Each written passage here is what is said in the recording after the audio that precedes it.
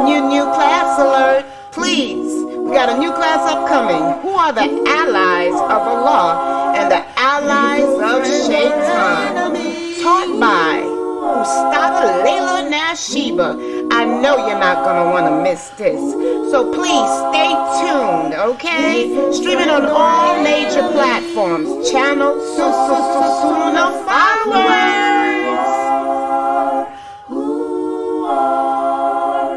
Faithful friend or enemy.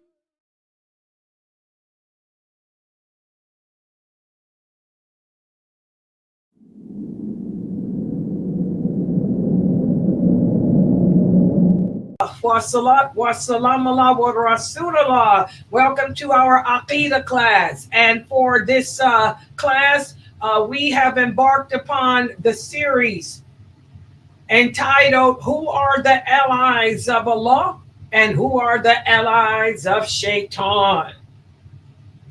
We talked about how what brings us into the folds of Islam is the declaration of faith.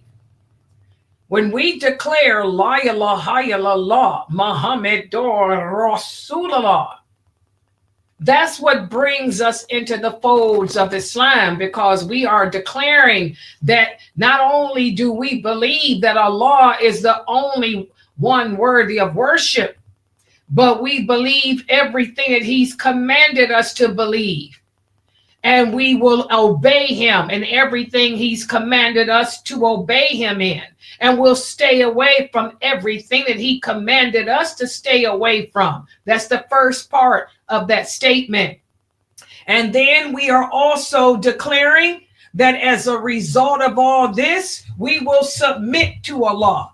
And that means that our allegiance as Muslims, our allegiance will be to Allah first and foremost, and then to the Prophet Muhammad sallallahu alaihi wasallam, and then to all the Muslims, no matter who they are, no matter where they are. And our allegiance is to this way of life, Islam.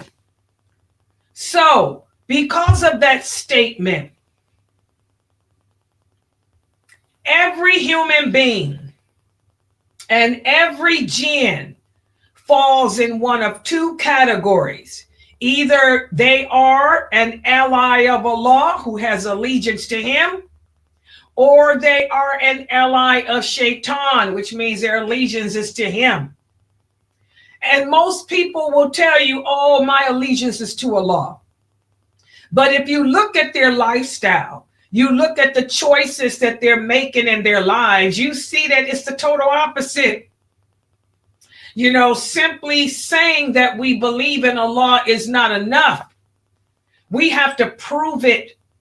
We have to prove it every day of our lives. We prove it through our actions and the choices we make. It's hard to say no to things that attract your soul. The soul is criminal by nature. The soul is attracted to everything that's bad and dirty. It's hard to say no to those things, okay? But alhamdulillah, it's possible. If you truly nourish your heart, you can learn to control or tame your soul. The soul can be tamed. For many of us, that's a lifetime endeavor. I'm still taming mine, okay? But it can be done.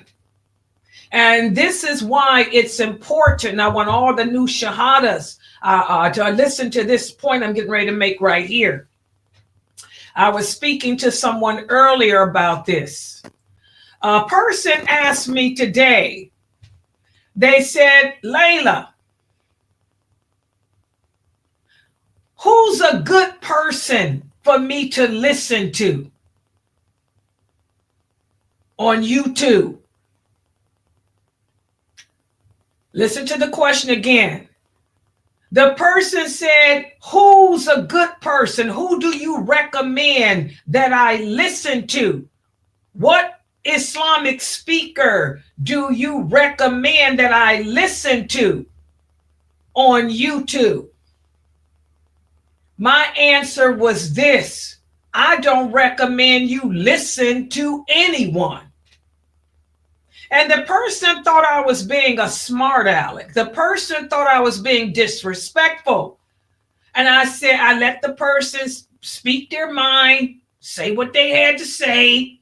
Then when they were done, I said, Allah knows I was not being disrespectful. I'm answering your question. You asked me, who do you recommend that I listen to? And who should you listen to? And I repeat, I don't recommend you listen to anyone, because there's a difference between learning Islam and listening to people speak about it. I told the person, the Prophet Muhammad sallallahu alaihi wasallam said, seeking knowledge and understanding of this religion is an obligation upon all of us. And the way to learn is by sitting in the company of the people of knowledge and learning from them. I told the person, just because you listen to people that you don't even know on the internet, that's not the same as learning. There's a difference between talking and teaching. Big difference. I said, first of all, most Muslims are uneducated. What does that mean? You're not a scholar of this religion. You don't know the hadiths. You don't know the history of Islam.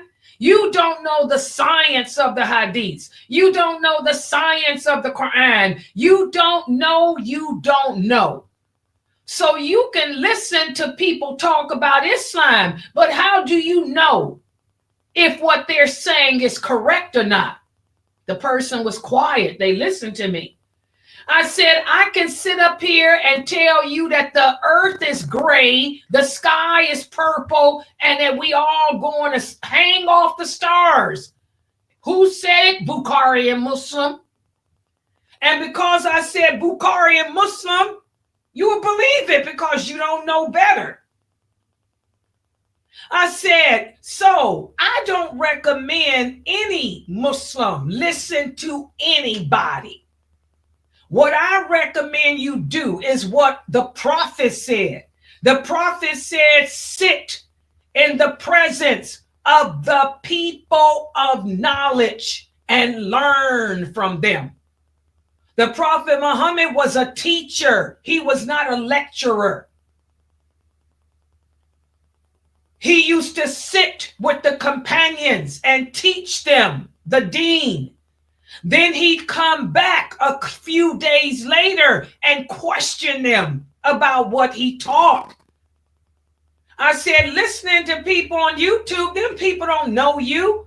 They're not questioning you. They're just talking. And I told the person, for example, a lot of these people that you follow, they're Sufis. They're telling you that when a person dies, they walk the earth. They're allowed to walk the earth. And they'll tell you that there's an authentic hadith that says that. You don't know the hadiths, so you don't know if the person's lying or not.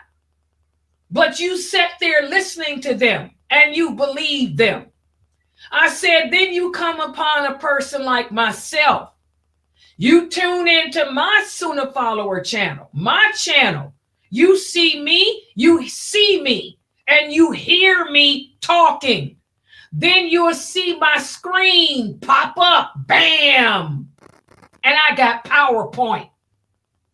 So I'm telling you what Allah said, what the Prophet said, and I have the copy paste hadith there with the sources.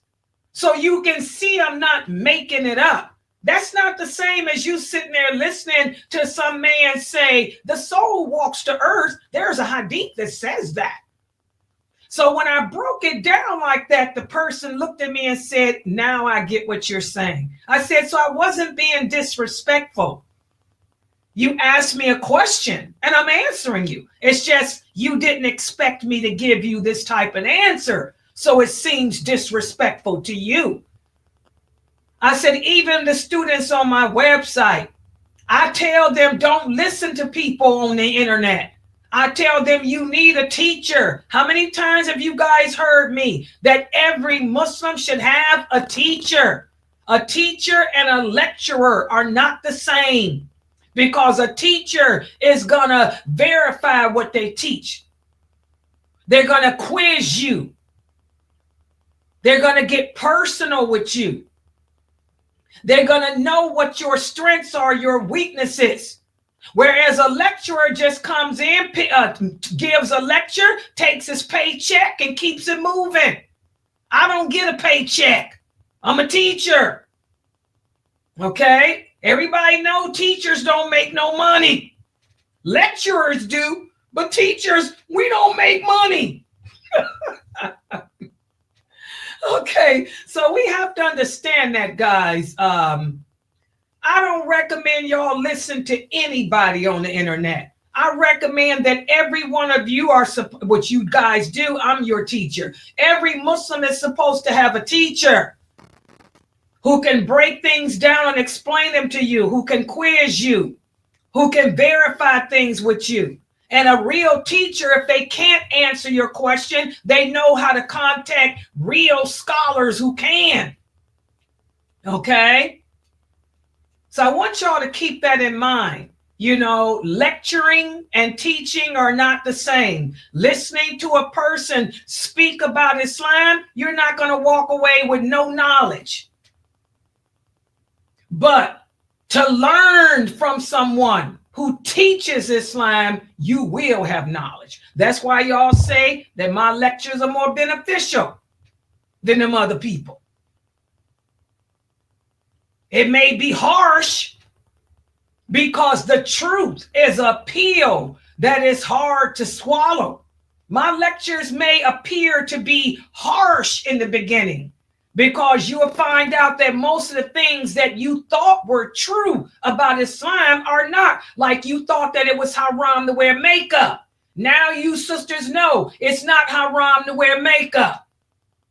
Many of you thought it was haram to wear colors. That ain't true either. Many of you thought that Muslim women have to wear gloves and cover their faces. That ain't true either. Many of you thought that women were locked in houses. That ain't true. They were on the battlefield right there with the companions fighting, wielding a sword. So that's the difference in learning and listening to a lecturer. Okay? You want to continue to learn this deen. The allies of Allah are intelligent. The allies of Allah, they have understanding of what their purpose in life is. Okay? But one thing else about the allies of Allah, the allies of Allah are not perfect. They make mistakes. And that's what we're going to be speaking about today. You know, I don't want anyone listening to me to get it twisted and think that Muslims are perfect, that the allies of Allah can never make a mistake. No, we were created to make mistakes. As Allah says in the Quran, if you didn't make mistakes, I would destroy you and replace you with a creation that did. Okay? We were born to make mistakes.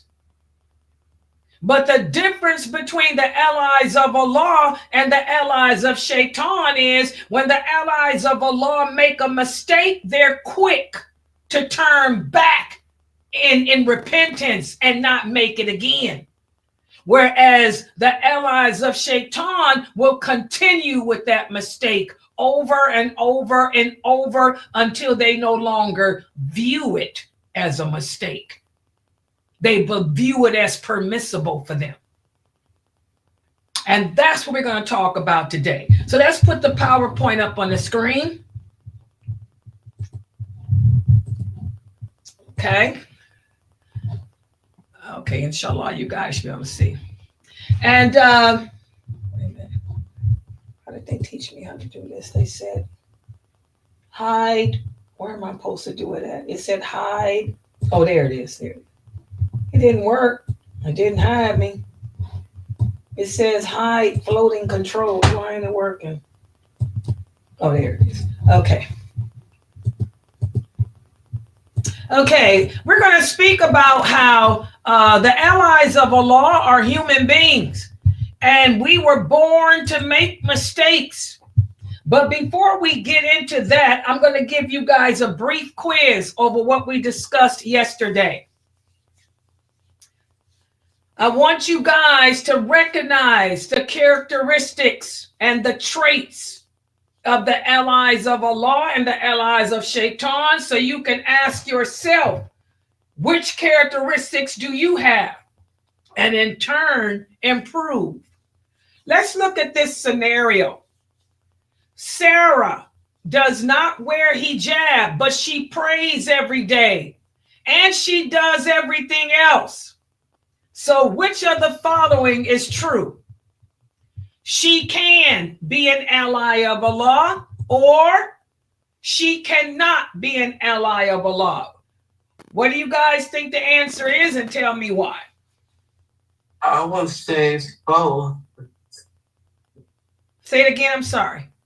I would say both, because we can't judge who an ally of Allah is.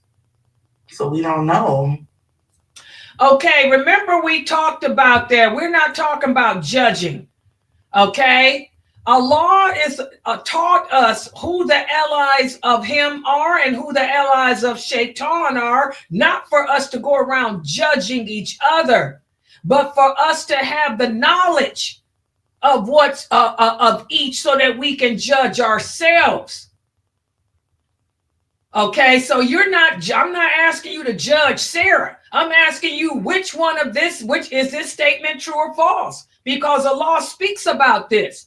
He tells us, how to become an ally of his and how to become an ally of Shaitan. So what do you think? No, she cannot, because it is a major obligation. Good job. Good job. Good job. Did you understand the kid's answer? Okay, Allah tells us in the Quran that you can never deliberately, intentionally disobey him and think you are an ally of Allah. The allies of Allah do not deliberately, intentionally sin. So the simple fact that Sarah does not wear a hijab, that's a sin. And the allies of Allah do not deliberately commit sin. And what else can you say about this statement? Anyone else? What else is wrong with this scenario that will make her not be an ally of Allah? She doesn't wear hijab, but she prays and does everything else. What do you guys say about that? It's not being accepted. MashaAllah, y'all see how the children understand and we adults don't? Exactly. The Prophet Muhammad sallallahu alaihi wasallam said, anytime a person deliberately, intentionally disobeys Allah, none of your good deeds are accepted. And in order to be an ally of Allah, you have to do good deeds. So the simple fact that Sarah doesn't wear hijab, that means her prayers are not accepted. That means her fasts are not accepted. That means her charity is not accepted. And she's deliberately, intentionally disobeying Allah. So she could never be an ally of Allah unless she stop all that. So instead, who is she an ally of? She's an ally of Shaitan. You understand the answer now, Nia? And by the way, the Prophet Muhammad sallallahu alaihi wasallam said we're supposed to judge each other's actions. I can't judge what's in your heart, But I can look at the fact that you're not wearing hijab and you're not praying and know to stay away from you. Because the Prophet sallallahu alaihi wasallam said, be careful who you choose to be your friends, because a person will take on the religion of their friends. Everybody understand that? So we're supposed to judge behavior. We're supposed to judge actions. I just don't judge your heart. But this exercise is for you and me to know what are the characteristics that can put you and me in line with being an ally of Allah. You understand, Nia? Guys, is she still in here?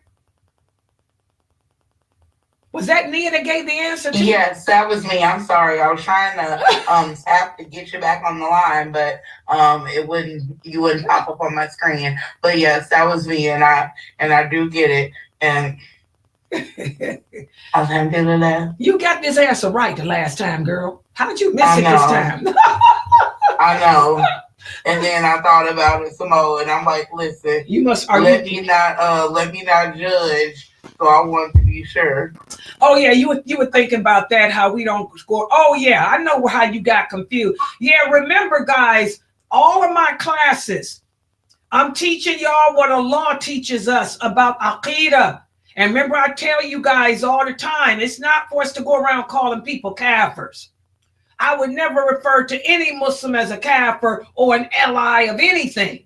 Like you said, because I could be an ally of Shaytan. You only Allah knows. But again, all of these classes are for us. Like the Prophet told the companions, it's not for you to go around tearing each other apart and biting each other's heads off. It's for you to self-evaluate yourself to make sure that you are doing what's pleasing to Allah to save your soul from the hellfire. So I'm not asking nobody to judge nobody. I'm using these fictitious scenarios to help teach you guys what characteristics are admirable to Allah and what characteristics are admirable to Shaytan, so we can all be better in our journey. Okay, next question. Here we go. Another one. Good job, Kimmy. You got that right too. I saw your answer. All right. Okay, here we go. Next question. In order to be an ally of Allah, which of the following is not true? And what I'll do to make this easy, I'll put one, do it one at a time, and y'all tell me if it's true or not. Which of the following is not true? Oh. You must do good deeds. Is that not true? True. Good job. MashaAllah. That's true. In order to be an ally of Allah, you have to do good deeds. That's why I want you sisters out there. I got some new shahadas in here who don't wear hijab. Y'all better put them hijabs on, because you know it's haram. And the angels are going to tell you, Sister Layla taught you that you're supposed to cover up. The fact that you ain't wearing hijab, none of your good deeds are being accepted. That's from Allah. That's from the Prophet. I ain't judging. I'm telling you what Allah said. He does not accept any of your good deeds if you are deliberately, intentionally disobeying him. So you want to be an ally of Allah? You got to do good deeds. Your good deeds are put on hold. Y'all understand that? When we're deliberately, intentionally not obeying Allah, all your good deeds are put on hold. That means they don't count. And if you die, you ain't got no good deeds in your favor. Allah says, don't be the bankrupt man.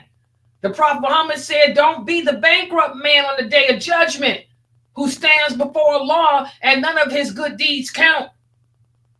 Okay? You don't want to be that. So, you have to do good deeds to be an ally of Allah. That means you got to obey him. So work on that, new shahadas. What about this? In order to be an ally of Allah, which of the following is not true? You must fulfill all obligations that are due to other people. Is that not true, or is it true? To be an ally of Allah, you must fulfill all obligations that are due upon other people. What do I know y'all you think? have to fulfill all the obligations that the law imposes upon you. Okay, and that's what she said. Pamela said true. Halima said true. Fatima said false. Somebody else, go ahead. I said true. Okay, this answer is true. You know, we all have rights over each other. The Prophet sallallahu alaihi wasallam said, we all have rights over each other. Your neighbors have rights over you, for example. How can you be an ally of Allah if you're not fulfilling the rights due to your neighbor? How can you be an ally of Allah if you're not fulfilling the rights due to your husband, to your wife, your children? How can you be an ally of Allah if you're not fulfilling the rights due to other Muslims? You won't say Yarhamakallah when I sneeze. You don't visit the sick. You don't help those people in need. You know, not only does Allah have obligations over us, but we have obligations due to each other too. You're obligated to take care of your family. Your mother is sick, like my mother is. If I were to refuse, do y'all think Allah would accept any of my good deeds? My mother needs me to come over there and sit with her because she can't be by herself. Do y'all think that Allah would accept any of my charity, my dawah, if I told my mother, nope, sit by yourself? No, my mother has a right over me. Allah is going to say, oh, girlfriend, you can forget all these good deeds. They out the door. And he'll send punishment too. Yeah, so we have to fulfill all obligations that are due upon others. Otherwise, you can never be an ally of Allah. And your life is going to be bad too, guys. One of the brothers here that's a new Shahada asked me, how do you know if Allah is pleased with you? Allah will cause good things to happen in your life. I know I'm being good to my mother. That's why I got offended with Fresno, my second mother. I got offended with Fresno the other day. I know I've been good to my mother since she been sick. I sit with her and I'm very polite and respectable.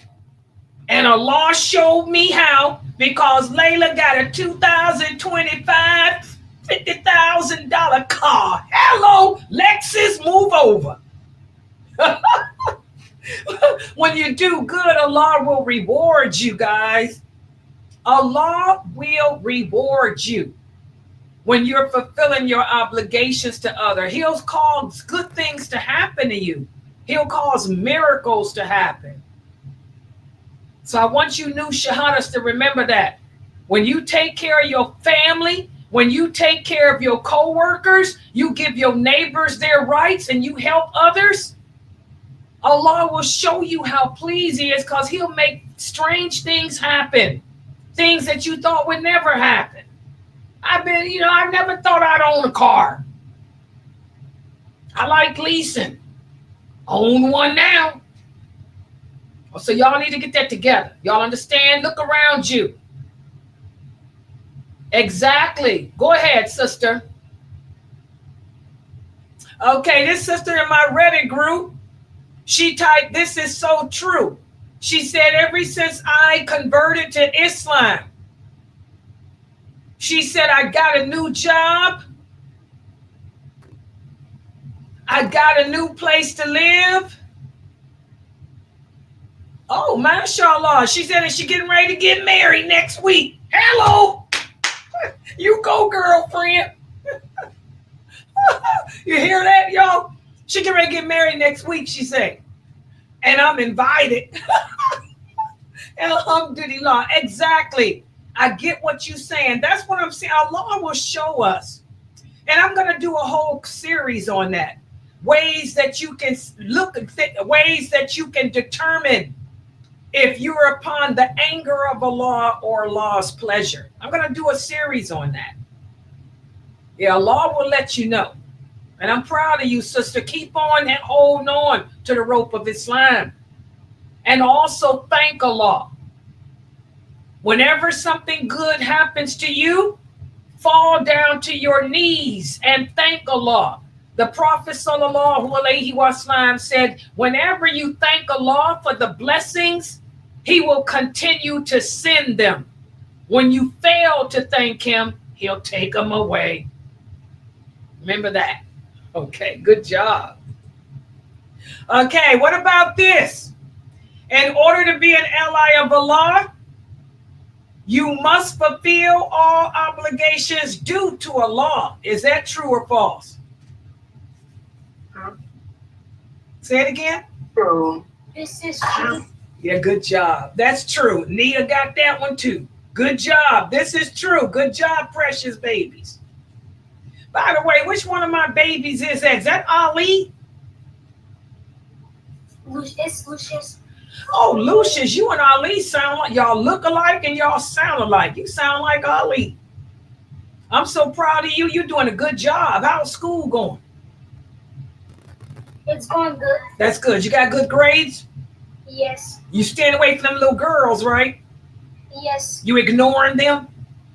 Yes. Yeah, because I know those little girls like you. Just ignore them. Okay. Mm-hmm. All right, good job. So, I have 3 B's and 2 A's. oh, 2 B's and what? 3 B's and 2 A's? No, 4 B's and 2 A's. Oh, mashallah, you sound like Layla Nashiba. I was an AB student like that. I'm so proud of you, baby. You just keep up the good work and just keep your gaze down because you're beautiful. You're one of the most handsome little boys. And you know those Kaffir girls are going to like you. So you stay away from the little Kaffir girls. They don't clean themselves properly. And also say no to gummies. I don't want to hear about you eating no gummies. Okay. Gummies are bad for you. Okay, I will. That's my baby with his handsome self. All right. So yes, guys, we know we have to fulfill our obligations to Allah and just like we do to our neighbors. What about this? In order to be an ally of Allah, you can knowingly decide to not do something that's an obligation. Is that true or false? That's false. Good job. Y'all see, I just asked the same questions differently. By the way, this is one of the ways to train your brain that Dr. McBride was talking about. As y'all can see, I asked the same question 3 different ways. I asked the same question 3 different ways to work that part of the brain and also to help you guys with reading comprehension and to cause you to think. Good job. I'm proud of all of y'all. Good job on that. But what about this question? Now, who can tell me for whom is the pen lifted? And what does it mean when we say the pen lifted? For whom is the pen lifted? And what does it mean to have the pen lifted? It means that you're not held accountable for. One of them is a kid before they reach the age of puberty. Another one is insane. And I forgot the third one. You made me forget the third one. That's a shame, Mina. Why come you can't remember the third one? Because you forgot it. She made me forget it. Say it again. Say what's the third one? So I don't remember the third one, but I know it's one's for a kid who haven't reached the age of puberty. Another one's for a person that's insane, and then I couldn't remember the third one. Person who has special needs. That's Like if they have like, cerebral palsy or like you would always say like your clients. Wait a minute. Isn't that the same category? Say them again. She said the one that's insane, like the person who deals with like mental Okay, that's the illness, same that can't category. stop herself, like really, really. Yeah, that's the affected by same. mental illness. Yeah, that's all of that goes in the same category. So what's the third one? Is it the elderly, the people who can't do stuff for themselves? That's the same category. That's sleep. There it is, sleeping. Sakina got it. Sakina got it, y'all. See, you made me forget too. Sakina said, there you go. The people that are not held accountable are those who are have problems with mental sanity. Also, children before the age of puberty. And the third is when you are asleep. Allah doesn't hold us accountable when we're sleeping. But whatever you do when you're sleeping, you're not held accountable because you're not there. Okay? So, any type of mental illness, that means bipolarism, that's retardation, that's any type of developmental disability, that's schizophrenia, anything that falls in that category. And then the children before they reach the age of puberty. And by the way, when your children do things that are bad before the age of puberty, who's held accountable for that? Who can remember? The parents. Exactly. The parents are held accountable. Y'all heard that story about what happened about 10 years ago in the United Kingdom. Some Caucasian little boy who was 8 years old went to school, took a gun to school and blew some kid's head out. Who do y'all think is going to be held accountable for that? His parents. You didn't teach your child, that we don't go around doing stuff like that. The parents are held accountable for the mistakes and sins that their kids commit before the age of puberty. That's why I'm telling you women, you Muslim women, y'all need to homeschool your children. And I'm going to talk about that in my Q&A today. We always talking about how it's the brothers, it's the man's job to provide and maintain his family. It is. It's his job to work, not yours. But it's your job to homeschool your children. It's your job to teach your children Islamic manners, Islamic adab, behavior, how to read the Quran, how to pray, and also A, B, C, D, E, F, G, mathematics, all that falls on you, the wife, the woman. You women that don't work, there's no excuse. There's no excuse for a child to not be homeschooled if they got a mama in the house. There's no excuse for that. And you sisters are going to be held accountable for that in your graves.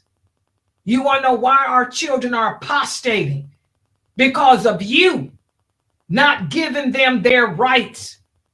You want to be an ally of Allah, you got to fulfill the rights of your children. And that's your job as a woman to educate them. You can put them in a homeschool program like Safa USA or those free ones. They got free homeschool programs, K through 12. You can put them in that. But it's your job to sit there with them to make sure they're understanding and doing their work. You women, you're not supposed to work outside the home, but you do have to work in the home. And raising children is a 9-to-5 job. How many of you are doing it? Don't get it twisted living in the West. Don't get it twisted trying to keep up with the Kardashians. Don't get it twisted. You better find how to be an Abdullah. All right. Okay. Yeah, that's not, these women got to get it together. Lazy women. You don't take care of your hair. Oh, I'm going to take it home. I got it, brother. The brother here said, tell him, Layla, I got it. You don't comb your hair. Let's talk about it. Why are you sisters walking around with them nasty haram dreadlocks? Don't no man want to come home to no Medusa. Ain't you ever heard the story of Medusa? You women need to cut them dreadlocks out. They're haram. They're filthy. They're dirty. They're ugly. They're haram.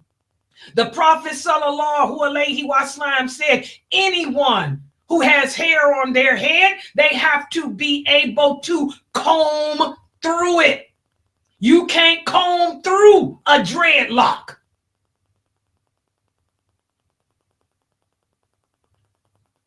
You walk around looking slovenly, like Medusa, the jinn. And you ain't raising your kids. You're not teaching them the deen because you don't know the deen. And you're not homeschooling them. And then you want to know why when your children get puberty, they leave. They become kafir. Blame it on yourself. Trifling women, get it together. Lazy women, get it together. All right. Layla Nashiba is an equal opportunist. I don't just get in men's cases.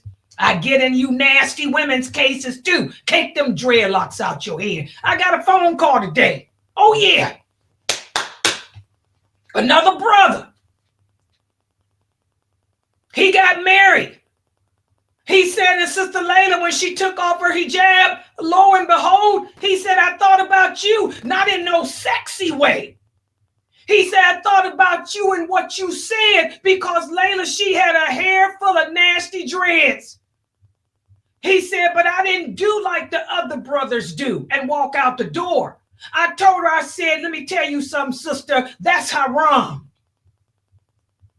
He said, I told her, you got two choices.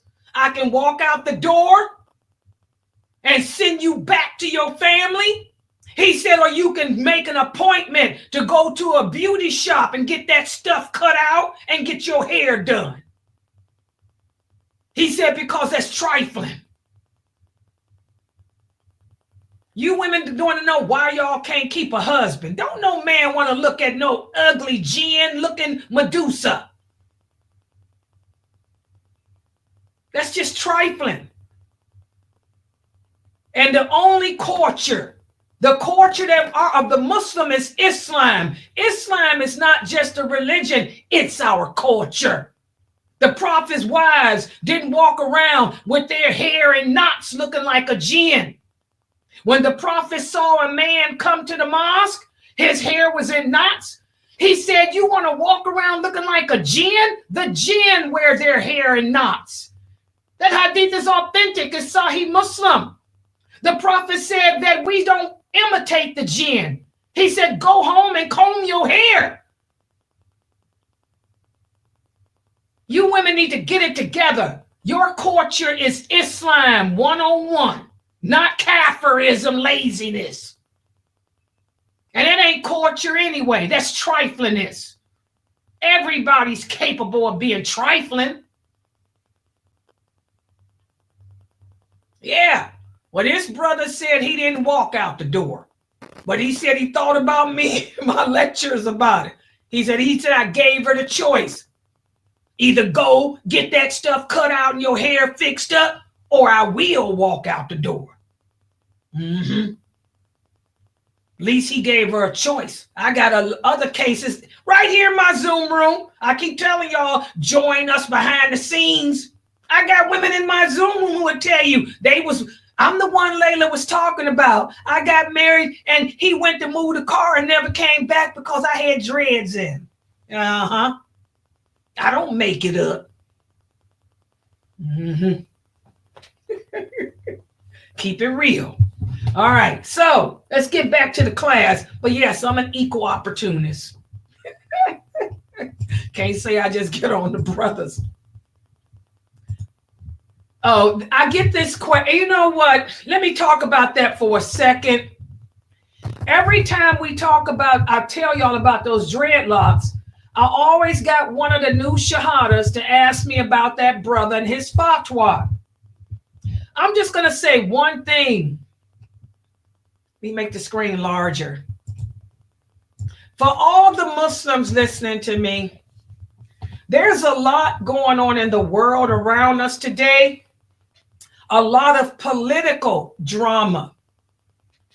Just because a person comes from Saudi Arabia or a person is in Saudi Arabia don't make them no scholar.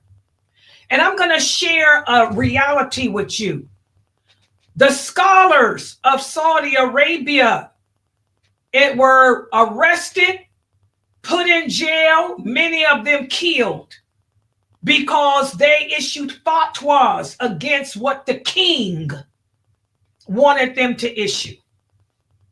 And the people, when he arrested the real scholars and jailed them, he replaced them with people like the one y'all talking about now.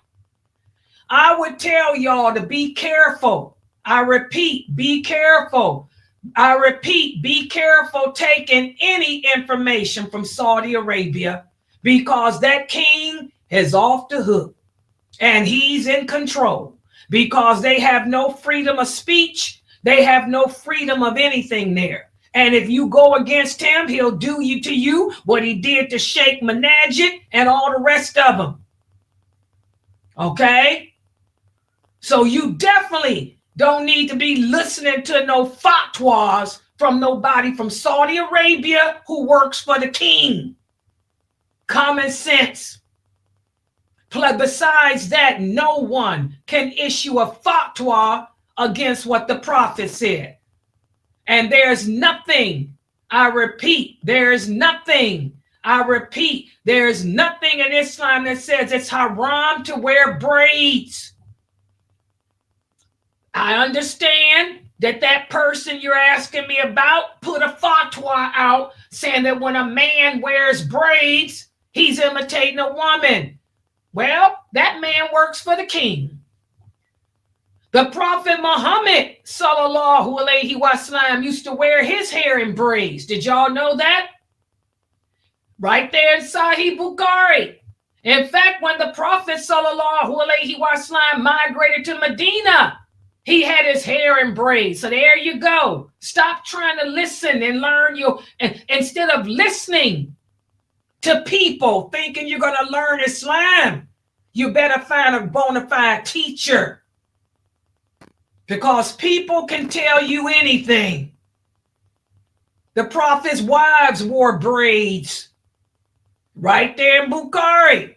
Salama. She said, "Oh, Prophet of Allah, some of us, our hair is so long. And we have to wash it all the time." The Prophet said, if your hair is in braids, you don't have to wash it after relations. Okay? So anybody that tells you something is haram, they have to bring the clear evidence. And there is nothing in Islam that says men can't wear braids or women either. So be careful. Be careful who y'all take y'all knowledge of Islam from.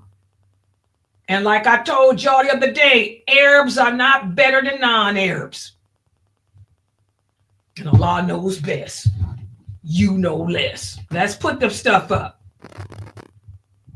Okay, so just be careful of that stuff, guys. All right. And I answered that because the new shahadas are always asking me about that because they listening to some dude from out of Saudi who's telling them that braids is haram. I don't know where this dude, he works for the king. King will tell him whatever. All right. So let's get to this last question here. What about this, guys? A person who is developmentally disabled is an ally of Shaytan. Is that statement true or false? If I am developmentally disabled, I'm an ally of Shaytan. Is that statement true or false? False. False. MashaAllah, this is false. Are they allies of Allah? Are they allies of Allah? What do y'all think? True. So, Go It ahead. could be true or false, maybe. Yes, only Allah knows. Allah knows best because they're people for whom the pen is lifted. Remember that, guys. Hold on, my lips are chapped. All that talking I'm doing. God, my lips are burning. Woo, girlfriend. Remember, when it comes to the developmentally disabled, only Allah knows, because they're not held accountable for nothing. They're not held. They're not in control of anything. So only Allah knows. So we don't put them in either category. Okay. But that's only with the developmentally disabled. They're not the same as a person that's bipolar. A person that's bipolar is sometimes sane and sometimes insane. A person that's schizophrenic, if they take their medicine, they're sometimes sane and sometimes insane. But for people who are developmentally challenged, they're never sane. So the pen is lifted for them completely, and only Allah knows best what they are. Okay? So those are the only people that are not categorized. Okay? All right. So let's get to the lecture now. And as I said in my introduction, the allies of Allah are not perfect. We're all human beings. Allah created us to make mistakes. Okay, perfection belongs only to Him. And we may come upon some people, some Muslims, that don't have knowledge of everything. Nobody knows everything. For example, you could be a person that's praying your prayers, you fast, you do everything you're supposed to do, you dress right, but you didn't know that shaking hands was haram. So you shake hands with people because nobody told you. It ain't like you're deliberately, intentionally disobeying Allah. So knowledge of the laws of Allah can be hidden from some people. They just don't know. Or a person may become confused about some things in a religion. Okay, so can we say that because this person doesn't know it all, or because this person has misinterpreted something, that they're an ally of Shaytan? No, we can't say that. As we talked about before, Allah only holds us accountable for what we know anyway. Also, there are some people out there who believe that miracles are the karamat which Allah gives to those who are His allies. So because this person seems to have good things happen to him, he's an ally of Allah, when in reality this is not true either. Shaitan gives the impression of miracles too. For example, you watch television, you watch the psychic network, and it appears that these women and men can predict the future to you. It appears that they can tell you things about yourself, when in reality, the knowledge that they're getting is coming from their jinn, who's communicating to your jinn. But you think that it's Allah blessing them. So we have to understand, guys, it is not a condition for an ally of Allah to be free of mistakes. In fact, it's the opposite. The allies of Allah make mistakes. And Shaitan is a tricky shyster. Shaitan can make you think that his allies are allies of Allah, when in reality, they're not. Okay? So, as humans, we were born to make mistakes. As humans, we were born to forget sometimes. And sometimes we may find ourselves placed in situations of which we have no choice. Like one sister brought to me yesterday. She said, Sister Layla, I'm an old woman. I'm 80-something years old. I have a heart condition. Nobody is going to give me insurance. Life insurance, because I'm a risk, because I'm old, because I'm suffering with terrible sickness. I do have a life insurance, but it's a life insurance that accumulates interest.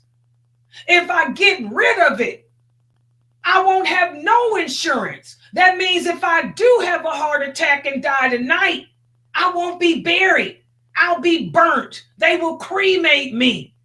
And I don't want to be cremated, because that's the worst thing we can do.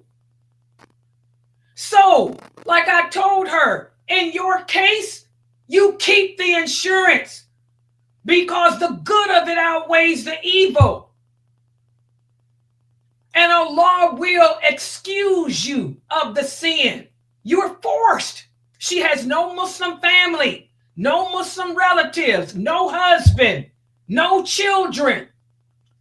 Her Kafir family would gladly burn her body and call her Pollyann by her non-Muslim name. So oftentimes, guys, you may find yourself like her, put in a situation where you're forced to do things under compulsion. Does that make me an ally of Shaytan? Well, listen to what Allah says in the interpretation of the meaning. The Prophet sallallahu alaihi wasallam has believed in that which was sent to him from his Lord, as do all the believers. They all believe in Allah and his angels and his books and his messengers. And they do not differentiate between any of his messengers. And they say, "Oh Allah, we hear you. Oh Allah, we obey you. Oh Allah, your forgiveness, our Lord, and to you is the end of all things." Here Allah lets us know, guys, Allah knows us. He knows what you do. He knows whether I am forced to do this. He knows your intentions. He knows what's in your heart. And Allah is not going to hold you to account for the things that you are forced to do. Just like the story, the hadith of the prostitute. We talked about that the other day. Some of the scholars said she was forced to be a prostitute. That's why Allah forgave her for feeding the water to that dog. Allah doesn't hold us accountable for the things we are forced to do. So you can still be an ally of Allah and be forced to do something. We have to remember too that Allah does not place a burden on any of us that we can't handle. To the good is what we earn, and we get the bad of what we earn. And again, we talked about how the companions made dua asking Allah. They said, "Oh Allah, do not hold us responsible for the things we forget or the mistakes we made." And Allah heard that supplication. Allah answered that supplication. And he said he'll never hold us accountable for the things we forget nor the mistakes we make. And also, those companions made dua. They said, "Our Lord, do not put on us burdens that were placed on those who came before us. And do not put on us that over which we have no power. And overlook us for our sins and forgive us." Well, like I told that sister yesterday, you're an elderly woman. You're the only Muslim in your family. You do not want to be put in an oven and burnt to a cinder and your ashes, thrown into the garbage. So you keep your whole life insurance and ask Allah to forgive you, because death can happen at any moment for you. Okay? Allah does not hold us accountable for that which that we were forced to do. Is that clear to everyone? And these are the type of answers that you don't get when you talk to some of these other daya. They make the religion so hard. They make the religion so ugly. I was listening to a famous speaker The person asked him the same question. This was an African American male living here in America. He was old. He said, I'm 80-something years old. He said, I have heart conditions, just like the sister. He said, and I found out that cremation is haram. I found out that as Muslims, that we should avoid that because it's haram. He says, so I tried to get a burial insurance policy. And the only type of burial insurance I could receive is whole life because of my age and because of my medical condition. Do you know this famous dyer told him, that's haram.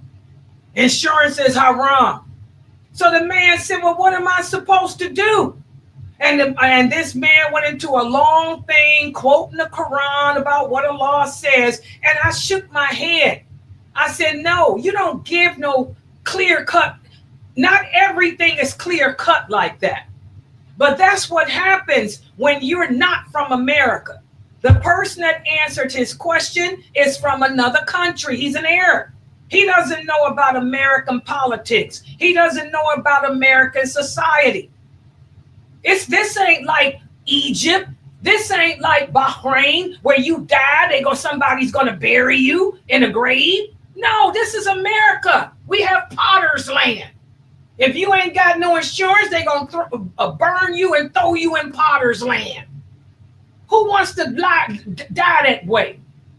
So that answer he gave this man was wrong. And I shook my head. I said, these Arabic brothers got to stop it. You know, you can't tell somebody that. Yes, that man could take whole life insurance. That's all he qualified for. I was born in America. I know the system.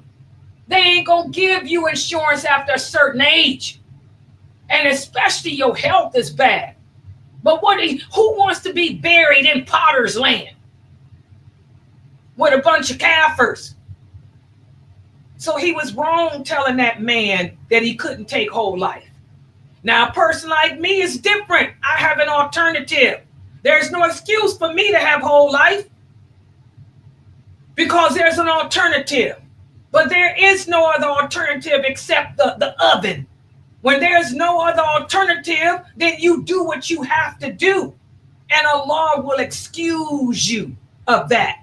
And that's what these verses of the Quran are talking about. So the answer that famous brother gave that man was wrong. And he shouldn't have given him that. And I explained that to the sister that came to me with it yesterday. Take your whole life. Okay? Subhanallah. We have to be so careful, guys. When it comes to answering questions about Islam, we have to be very, very, very careful with that. You know, you have to know the country that you live in, the circumstances. I mean, you just can't give people blatant haram answers like that. Okay? So as you can see from these verses, you know, Allah, you know, doesn't hold us accountable for that which we have no power over. You have no power over that. Subhanallah. Also, to show how Allah does not hold us accountable for mistakes, Allah says in the interpretation of meaning, there is no burden upon you for that in which you were mistaken, rather for that which you have done with the full determination in your hearts. So Allah only holds us accountable for the sins that we commit intentionally, deliberately, and knowingly. A lot of Muslims ask the question, Sister Layla, what's the difference between a major sin and a minor sin? I'm going to give y'all the correct answer. The Prophet sallallahu alaihi wasallam was asked this question. He said the major sins are the sins that we know are sins, but we deliberately, knowingly, and intentionally commit them. The minor sins are the mistakes we make, the things that we do that are haram that we did not know was haram. That's why when the man who did everything, who kissed a woman, touched her, did everything but penetrate her, when he went to the prophet saying, "Oh, prophet of Allah, I'm doomed, I'm doomed. I didn't know that it was haram to kiss her and fondle her and do all the things I did with her." The prophet said, Allah forgives you for the minor sins. The minor sins are the mistakes you make, the things that you didn't know. Now, you and I know that it's haram to kiss somebody and fondle somebody that's not your wife. So if I did it, that's a major sin for me because I know it's haram. But for that companion who had just become Muslim and did not know that it was haram, it was a minor sin for him. So that's the difference. And Allah forgives us for the minor sins or the mistakes we commit from prayer to prayer. So don't get it twisted. This all shows how merciful Allah is. Allah is not going to hold you accountable for things that are out of your control, like you need health, you need life insurance, you need burial insurance. You have no choice but to take out a whole life, a whole burial plan because of your age and your health. The alternative is you're going to be burnt in the oven and thrown in potter's ville. He doesn't hold you accountable for that. Nor does he hold you account for the mistakes, the things you did not knowing that they were haram. And that's also why the Prophet Sallallahu Alaihi Wasallam said, when a ruler exerts himself to arrive at the correct ruling, and he's correct, he gets 2 rewards. And if he exerts himself but comes up with a bad ruling, he still gets reward because of his effort. Now, can we say it about these brothers that want to be scholars? They sit around doing Q&A sessions when they don't even know this country. They don't know what's going on. They don't even know what whole life insurance is. They don't even know what burial insurance is. Are you exerting yourself? That's a different question. You got to be qualified to be a ruler. You got to be qualified to answer questions. You got to know what you're talking about. And most of us don't. Okay? So, no sin is ascribed to a person who makes the effort and makes a mistake. Instead, he's rewarded for his efforts and his mistake is forgiven, just like you being forced to take out a whole burial insurance because of your age and your medical condition. Allah is not going to punish you for that. You have no choice. So a person can be an ally of Allah and make mistakes. A person can be an ally of Allah and make mistakes. But can a person be an ally of Allah and deliberately, intentionally sin? The answer is no. Does everybody understand the difference? Before I go further, do y'all understand the difference? Making a mistake is not the same as knowingly doing something or deliberately, intentionally doing something. Being forced to do something wrong is not the same as volunteering to do something wrong. Y'all understand that? Is it clear? Yes. Okay, good. Thank you. Is it clear on YouTube too? Okay, good. Let me know if they got any comments on Instagram, Sister Fatma. I want these Muslims to know this stuff. All right. Okay, let's look at the next point here. Now that I've taught you guys that, unfortunately, the Muslims adopt different ideas about this.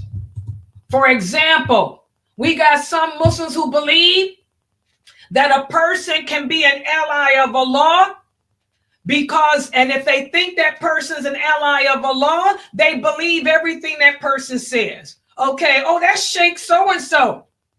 He's a scholar of the religion. He doesn't make mistakes. Everything he tells us is correct. He said that it's haram to take out a whole life insurance policy under no exceptions. So I'm going to blindly follow him. I'm going to agree with him because he's not capable of making a mistake. How many of you know people that have that ideology? You think that this person's a scholar, that this person's all that in a bag of chips. So even if he tells you something that contradicts what Allah says, or that contradicts what the Prophet said, you go with it. Like the dude in Saudi Arabia. The dude in Saudi Arabia said wearing braids is haram. He said it's imitating a woman, and he said it's imitating the kafir. He said for women to wear braids, I guess he ain't never had a wife with braids. For women to wear braids, they're imitating the kafir. He didn't give no dalil. He didn't give no evidence to support his answer. But we got a bunch of crazy Muslims going around saying it's haram to wear braids when the Prophet's wives wore braids and when the Prophet himself wore it. That's what you call blind following. You think that just because somebody's from Saudi Arabia, and just because he speaks Arabic, and just because the king gave him the title of scholar after he imprisoned and killed the real scholars, you're going to follow whatever this person says, whether it's true or not. A lot of people are on that type of kick. Then we got other people. They may think, oh, this person's an ally of Allah. But if they see you make a mistake, they disown you. Oh, yeah, that's the big issue, too. Oh, Sheikh so-and-so, he's a scholar of the religion and all of this. But Sheikh so-and-so makes a mistake. Let him make one mistake. And now he's a kafir. Now you're done with him. Well, both of these approaches are wrong. In Islam, again, since only Allah knows who his allies are, as Muslims, we accept every Muslim as being something good because we have allegiance to each other. And when it comes to the scholars, as long as they back up whatever they say with authentic hadith and Quran, we accept it. But if they give us an answer without a hadith, without a verse from the Quran, then we just reject it and we still love the person. We still love him for the sake of Allah. Y'all understand that? So that's the correct way. For example, look at me. I'm your teacher. As long as I'm teaching and y'all ask me a question, I give you the dalil, the hadith that addresses it, you accept it. But if you ask me something and I just say no, and I don't give you no proof, then you just smile and say, well, I ain't taking that from her and keep it moving. That's the correct approach because the allies of Allah are not perfect. Nobody knows it all. Remember the story of Moses and El-Khidr. Moses thought he knew it all until he met El-Khidr. So as Muslims, we are obligated to follow that with which Allah has sent down through the Quran and the Hadith. Opinions and all of that. This is another question a lot of brothers ask me. Do we have to follow the opinions of the scholars in regards to fiqh? The answer is no. No. First of all, we have to look at them and see what they base their answers on. If their answers are based on Quran and authentic hadith that clearly supports it, then yes, we follow them. But again, if there's no evidence like that one in Saudi gave, no evidence, we're not obligated to follow him. You brothers should not be telling your wives that it's haram to braid their hair. And you brothers should not be telling your wives that they going to hell because they braided your son's hair. Because that brother has given you no dalil. He's given you his opinion. He probably doesn't even know what braids are. Okay? So the allies of Allah are not perfect. They do make mistakes. So whatever they tell us, we weigh it. We weigh it with the Quran and the Hadiths. We weigh their answers with the Quran and the Hadiths. If they don't have the Quran and Hadith to support it, we let it alone. And that brings us to another question that one of the new Shahadas asked me the other day. He said, is it possible that the allies of Allah receive inspirations from Allah? Yes. Remember the hadith about dreams. The Prophet Muhammad sallallahu alaihi wasallam said, good dreams come from Allah. Bad dreams come from yourself or Shaytan. And yes, it is possible that Allah may send inspirations to you to help you.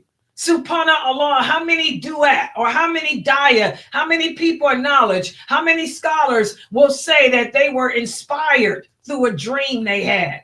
They had a dream the other day about something that happened, and that dream inspired them to do a series of lectures on Aqidah or something. You know, Allah sends inspirations. In fact, one person he sent them to was Umar, radiallahu anha. Listen to what Umar used to say. Umar used to say to the people, come and sit close to the mouths of those who are obedient to Allah and listen to what we have to say, because truthful things appear to them. Allah used to send inspirations to Umar, radiallahu anha. Look at Khalid bin Walid. You guys are learning about Khalid bin Walid, the greatest general of all times. Could he have been inspired by Allah? Yes. Look at Ubaidah, Abu Ubaidah, another great general. Could he have been inspired by Allah? Yes. You know, how was the Muslims so victorious? So these truthful things which Umar mentioned, you know, they do happen to those who are obedient to Allah. Sometimes Allah may send sweet dreams to them, suggesting things for them. But again, we have to be careful, because not only does Allah send inspirations, but as our prophet said, Shaytan does too. That dream that you're having, how do you know it's from Allah? It could be Shaytan trying to trick you too. So even when it comes to our inspirations, we have to weigh them against the Quran and the Hadith. Okay? Do you know how many I've been Muslim all my life. When I was growing up, some of the girls who I grew up with, they're not practicing Islam anymore. They are most all of them apostated. But there was this one girl that I grew up with. She was a little bit younger than me. She used to always talk about, oh, the Prophet Muhammad came to me in a dream. He told me that he was proud of me. He was going to marry me and all this. And I used to look at her and I'm like, how do you know that that was the Prophet Muhammad? I told her, you ain't even wearing hijab. I used to tell her, why would the Prophet want to marry you when you ain't even wearing hijab? Every time we go to school, you sneak and take your hijab off. But she really believed it. Well, look at her now. Shaitan duped her. So even with our dreams and inspirations, we have to weigh them. Like I said, if the Prophet Muhammad was coming to you every night, telling you he's going to make you his wife, you have to ask yourself, what are you doing that would attract him? Would he be attracted to a woman that doesn't wear hijab? Would he be attracted to a woman that has boyfriends? Would he be attracted to a woman that's sneaking out the house at night? You know, you have to weigh it like that. And I used to tell her that you're doing too many bad things. Oh, you're just jealous, Layla, not Sheba. So even with our inspirations, we have to weigh them. So that brings us to another question. A lot of people say, well, okay, then what's the difference between following a prophet and following somebody like Umar, who we may think is an ally of Allah? Well, it's a big difference. The prophets were sent by Allah. They didn't make mistakes when it came to the religion. They were human beings like you and me. They had feelings like you and me. They may have made mistakes when it came to worldly things. For example, the Prophet Muhammad sallallahu alaihi wasallam had told some date farmers to not plant their seeds, but he didn't know about farming. They didn't listen to him, and they ended up not having a crop. And that's when the prophet said, you know, I'm a man like you. Anything I tell you about the religion, you take it, because I don't make mistakes when it comes to the religion, because with anything I tell you about this religion came from Allah. But when it comes to worldly things like farming and all that other stuff, you don't have to listen to me. So that's the difference. The prophets of Allah didn't give fatwa that was wrong. They didn't give answers to questions that were wrong about Islam. But for the Umar could make mistakes. Umar did make a mistake. One day, Umar made a statement and a woman had to correct him. He was corrected by one of the women. Umar made another mistake when he heard about the prophet separating himself from his wives for 40 days. Umar went to their house and called himself yelling at his wives. You know, Salama had to tell him, it ain't your business what goes on in between us and the Prophet Muhammad. You're overstepping your boundaries. And he said, you're right. And he walked out. So Umar made mistakes like that. But the Prophet Muhammad knew not to make no mistakes when it came to the deen. He wouldn't have stepped in somebody's business. Okay? He wouldn't have said that it's haram to do something because Allah inspired him. So that's the difference.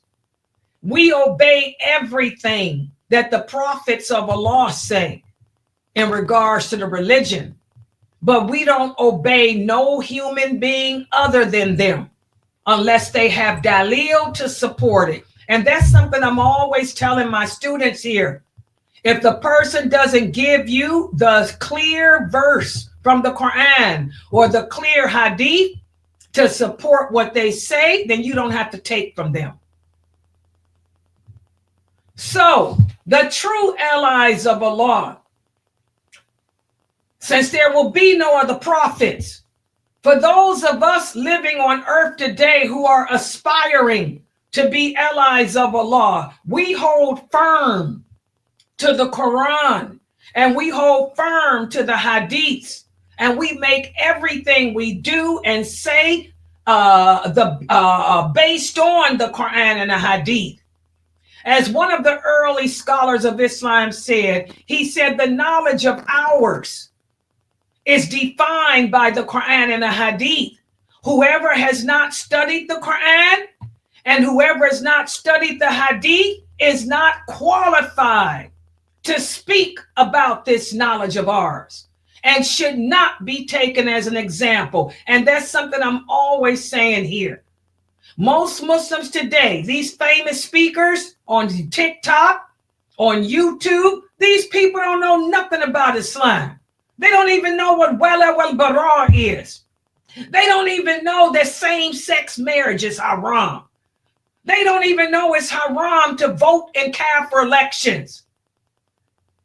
You know, if a person has not studied the Quran and studied the hadith, they're not qualified to teach about the Quran, to teach about the hadith. And we should never take them as an example. But unfortunately, we're living in the days of fitan. The days which our prophet sallallahu alaihi wasallam referred to as the days of the Ruwaybidah. And who are the Ruwaybidah? They are the people who will be able to recite the Quran beautifully in Arabic, but they have no understanding of what they say. And they will issue Islamic verdicts, making things lawful that Allah made unlawful, and vice versa. They will have everything to say about the politics of the world, but they won't even understand the basics of Islam. So that's why I tell you guys, don't be duped by these famous personalities. Find a real bona fide qualified teacher and learn from them. Don't listen to anybody. Find someone to learn from, because a real teacher is going to give you that clear evidence to support what he or she is saying. Also, for those people who are stupid enough to take their knowledge of Islam from people who ain't qualified, I want you to ponder this. Allah says in the interpretation, the meaning, on the day when the oppressor will bite his hands and say, woe unto me, if only I had taken away along with the prophet, if only I had not taken so-and-so as my friend. That person has led me astray from the reminder of Allah after it has come to me. Verily, Shaytan to man is ever deceptive, ever treacherous. And I've been telling my students this for years. You know, you guys want to follow these famous people because they got numbers, where most of these women and men are Sufis. Most of them are Sufis. Most of them are molesters, abusers. Most of them are rapists, you know, but because they can sing the Quran, you want to take from them? On the day of judgment, you'll be biting your hands, wishing you had listened to Layla Nashiba. Biting your hands, wishing you had been here at Sunnah followers. Also, Allah says, in the interpretation, the meaning, on the day when their faces will be turned over in the hellfire, and they will say, woe unto us, if only we had obeyed the prophet. And they will say, oh Allah, instead we obeyed our leaders and sheikhs who led us astray from the path. Oh Allah, give them double punishment and curse them. You'll be wanting to curse these women and men you follow today, but it'll be too late, because the curse will be upon yourself. So we have to be careful, guys, who we take our knowledge of this religion from.